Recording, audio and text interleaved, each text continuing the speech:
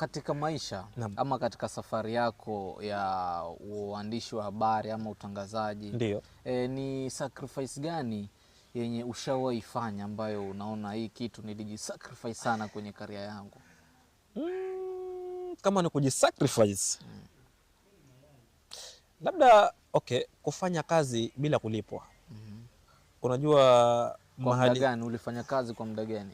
Miaka mingapi? Wacha nisiseme ni kipindi gani, lakini kufanya kazi bila kulipwa kwa muda mrefu. Wacha niseme muda mrefu, manake unaweza pata kuna mahali ndio kuna nafasi ya kazi imetokea, lakini iende hivi na hivi, lakini wewe mwenyewe ile passion ikwambia kwamba hata ukiondoka hapa unaenda wapi? Ukiondoka hapa unaenda wapi?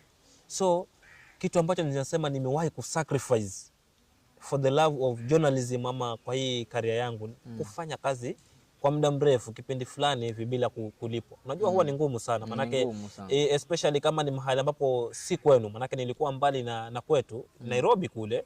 Sasa ni pale tu unajisacrifice wewe mwenyewe, kwamba wacha nifanye hivi, mwisho wa siku najua kuna mtu mahali fulani akigundua kwamba anaweza fanya hiki na hiki, huenda nikapata angalau kitu. Kwa hivyo hiyo nadhani ndio sacrifice ambayo nimeweza kuifanya.